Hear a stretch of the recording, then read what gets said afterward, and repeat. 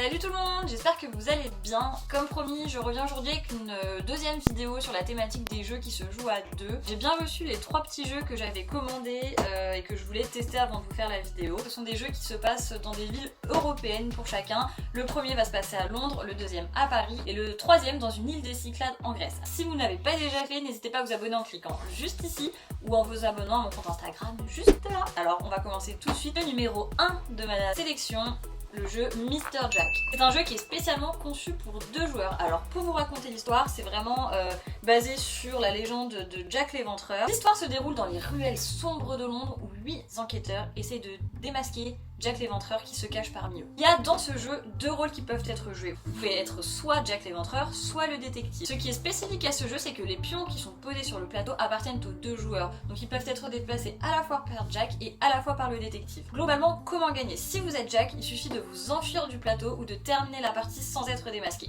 En revanche, si vous êtes le détective, il faut essayer de trouver qui est Jack et d'aller l'arrêter. La mécanique du jeu est très simple, vous avez 8 tours de jeu au total. Lors de ces 8 tours, vous allez enchaîner des déductions. Vous avez tout simplement un système de lumière et d'ombre dans ce jeu. C'est-à-dire que vous placez les personnages sur le plateau dans la lumière ou dans l'ombre, ce qui va permettre au détective de déterminer petit à petit qui est le coupable. Donc à chaque tour, Jack et le détective vont déplacer des personnages sur le plateau. Vous avez des cartes personnages sur le bord du plateau et chaque personnage dispose d'une action spéciale. Je vais vous donner un exemple très simple. Vous avez Sherlock Holmes. Quand vous activez Sherlock Holmes, vous pouvez piocher une carte dans la pile alibi et si vous êtes détective, ça vous permet d'exclure un personnage de vos suspects. Une fois que les 4 cartes personnages du bord du plateau ont été activées, une première manche se termine. À ce moment-là, le tueur va annoncer si Jack l'Éventreur est visible ou non sur le plateau. Comment un personnage peut être visible? Il y a 2 façons. Soit il est tout simplement à côté d'un lampadaire, soit il est à côté d'un autre personnage qui le voit. Le détective va savoir si Jack est dans la lumière ou dans l'ombre, et en fonction, il va pouvoir retourner sur le plateau les personnages qui ne sont du coup plus des suspects. Vous avez un côté coloré quand vous êtes encore en train de suspecter un personnage, et quand vous le retournez car vous ne le suspectez plus, le personnage est tout simplement en noir et blanc. Voilà comment fonctionne le jeu Mr. Jack. Alors si je devais résumer ce que j'aime vraiment dans ce jeu, la première chose c'est que c'est un jeu qui me fait énormément penser au Cluedo évidemment, puisqu'il y a un coupable, une enquête, etc. et des déductions. Cependant ce qui est vraiment fort dans Mr. Jack, c'est que le coupable est dans la pièce, c'est un des 2 joueurs. Donc déjà ça c'est super. Et en plus quand on est le coupable, on a tendance à vraiment se sentir coupable et avoir vraiment ce côté stress de pas se faire repérer. Deuxième chose aussi que j'aime beaucoup, c'est qu'il y a une multitude de scénarios possibles. Vous pouvez incarner soit le tueur, soit le détective, et de toute façon le tueur change à chaque tour puisqu'on tire une carte au hasard au début comme le coupable du Cluedo.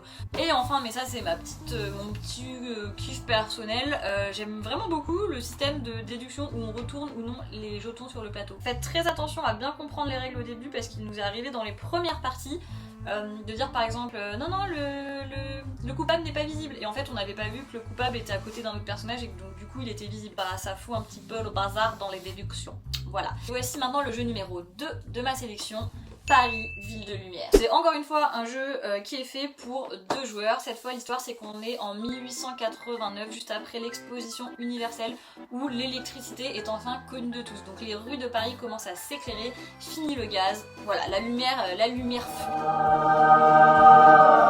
C'est le moment pour vous d'en profiter tout simplement pour construire des bâtiments, les éclairer, soutenir des artistes et mettre plein de lumière dans cette ville parisienne. Faut savoir que je suis une grande fan de la capitale puisque j'y vis et que j'adore cette ville. Donc déjà le jeu m'a donné très envie quand j'ai vu le nom et la petite histoire. Maintenant je vous explique un petit peu plus la mécanique. Déjà comment on gagne. En gros là c'est vraiment un jeu sur un système de points qu'on calcule à la fin du jeu. Donc il n'y a pas de quelqu'un qui finit en premier ou quoi. C'est vraiment le calcul des points à la fin du jeu. Ce jeu fonctionne en 2 phases. Vous avez une première phase où vous pouvez effectuer 2 actions. Vous pouvez placer vos pavés sur le plateau pour commencer à construire la ville et vous pouvez commencer à réserver des bâtiments qui ont des formes spécifiques. Deuxième phase de jeu, vous devez placer ces bâtiments sur le plateau ou vous pouvez également activer les jolies cartes postales qu'il y a tout autour du plateau qui ont chacune une action spécifique sur le jeu. Donc elles ne sont pas là juste pour faire joli, elles sont magnifiques, mais elles sont vraiment là pour du coup vous aider à gagner, à vous rajouter des points, à vous aider à placer les bâtiments. Il est très important de savoir dans ce jeu qu'il y a un système de couleurs. Vous avez par exemple 2 couleurs, la bleue et la orange qui représentent la couleur du joueur 1 et la couleur du joueur 2, et la couleur violette qui est juste là, qui représente une couleur mixte où les 2 joueurs peuvent installer leur bâtiment. Je vais vous donner 2 exemples de cartes postales, je vais vous les montrer en même temps parce qu'elles sont trop belles. Vous avez la carte bouquiniste sur la scène. Quand vous activez cette carte, vous pouvez prolonger un bâtiment existant de une case. Vous avez également la carte Chartier et là ça vous permet tout simplement de placer une petite case mixte à un endroit où ce n'était pas le cas. Donc potentiellement sur la case colorée d'un adversaire. Voilà, donc j'ai présenté un peu l'ensemble du jeu. Maintenant, comment gagner des points? Vous avez 3 façons de faire des points dans ce jeu. Là, la première, ça va être tout simplement de multiplier la taille de votre bâtiment par le nombre de lampadaires qui éclairent ce bâtiment. Donc si vous avez un bâtiment de 3 cases et 2 lampadaires qui l'éclairent, vous faites 3 x 2 tout simplement et ainsi de suite sur tous vos bâtiments que vous avez posés. Deuxième manière de faire des points, si vous avez plein de bâtiments qui se collent, vous additionnez le total des cases qui représentent vos bâtiments qui se touchent. Et enfin, vous avez des cartes postales que vous activez le long du jeu qui permettent de faire des points supplémentaires. Je ne vais pas toutes vous les décrire, mais voilà, vous avez des cartes qui permettent aussi de faire des points additionnels. Vous dire ce que j'adore dans Paris, bon, outre le fait qu'on soit sur un jeu qui concerne Paris et donc j'adore forcément, déjà, bon bah c'est évident, mais j'adore les cartes postales. Voilà, les cartes sont magnifiques, on pense, enfin au début je pensais que c'était vraiment des éléments un peu de déco, des goodies qu'il y avait dans la boîte, mais en fait non, c'est ce qui permet de jouer, et du coup je trouve que ça donne tout le charme au jeu, c'est vraiment magnifique, j'adore ces petites cartes postales. Les règles aussi sont écrites sur un petit journal, Le Petit Parisien. Ça crée vraiment un contexte, un univers autour du jeu que j'aime beaucoup. Deuxième élément que j'adore dans ce jeu, c'est le côté très stratégique. Finalement, dans les 3 jeux que je vais vous présenter, je trouve que c'est le plus stratégique, il faut vraiment anticiper. C'est-à-dire que quand on pose les pavés, il faut déjà penser à la forme des bâtiments qu'on va vouloir poser sur ces pavés. Quand on pose les bâtiments, il faut penser à où se trouvent les lampadaires pour éclairer, etc. Et finalement, c'est super stratégique. Et en même temps, évidemment, il y a toujours une part de hasard, parce que l'autre personne place aussi des bâtiments en face et peut vous piquer des emplacements. Et dernière raison pour laquelle vraiment je vais recommander ce jeu, c'est que c'est un petit jeu, du coup qui prend pas de place, le plateau est intégré dans la boîte, donc ça c'est plutôt cool, même pour partir en voyage et limite jouer dans la voiture. Je crois que c'est mon petit coup de cœur, j'adore Mr Jack, j'ai du mal à les différencier, mais c'est vrai que le Paris Ville de Lumière, c'est... Voilà, j'ai eu un petit coup de cœur pour ce jeu, je vous avoue. Et enfin, le jeu numéro 3 de ma sélection, le jeu Santorini.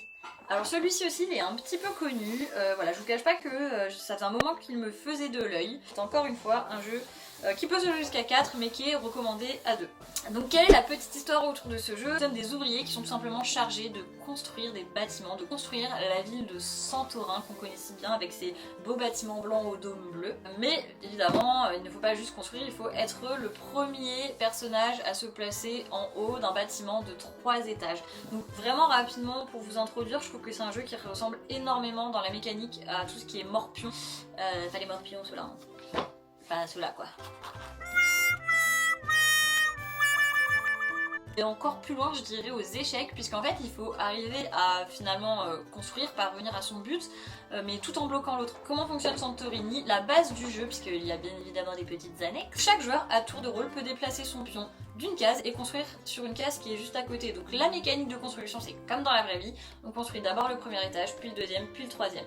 Enfin, pour bloquer son adversaire, il suffit de construire un dôme bleu, le dôme typique des Cyclades. Au moment où l'adversaire se trouve à son étage numéro 3, vous pouvez le bloquer en construisant le dôme et l'empêchant de monter du coup sur le 3e étage de son bâtiment. Donc le jeu va se poursuivre ainsi jusqu'à ce que un des deux joueurs réussisse à monter au sommet d'un bâtiment de 3 étages. Et là le jeu s'interrompt. Donc ça c'est vraiment la règle basique du jeu, vous pouvez commencer 1 ou 2 parties comme ça pour vous familiariser avec la mécanique.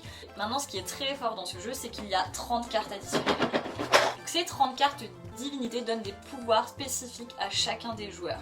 Donc par exemple Athéna, Prométhéeus, Héra, Hermès, Poséidon et bien d'autres encore puisqu'il y en a 30 dans le jeu. Chaque début de tour, un joueur va tirer au hasard une carte divinité et va avoir ses pouvoirs qui vont s'appliquer tout au long de la partie. Je vais vous donner 1 ou 2 exemples. Le pouvoir d'Artémis permet de se déplacer d'une case supplémentaire à chaque tour, sachant que dans le jeu normal on se déplace que d'une case à chaque fois. Le pouvoir d'Arès, vous pouvez détruire un étage d'un bâtiment à chaque fois que vous vous positionnez à côté. Un des éléments que j'adore dans Santorini, c'est les cartes divinités et le fait d'avoir une multitude de combinaisons possibles, et donc les règles du jeu changent à chaque partie. Plutôt intéressant de ne pas toujours jouer de la même manière et de devoir avoir une nouvelle stratégie en fonction du personnage que l'on incarne, de la divinité que l'on incarne.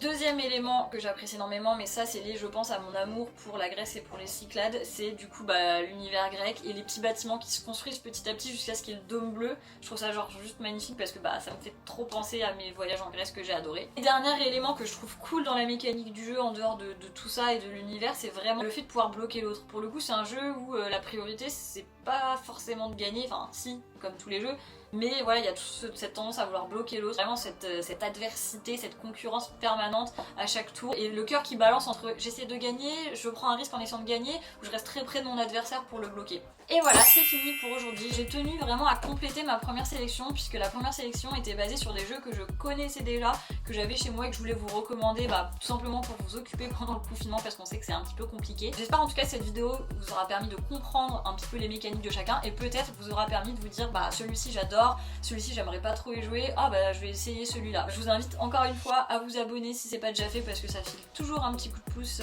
qui fait plaisir. Et enfin, je vous donne rendez-vous très prochainement pour une prochaine vidéo. Je ne sais pas encore quel sera le thème, mais en tout cas on se retrouve très prochainement, je pense. À très vite.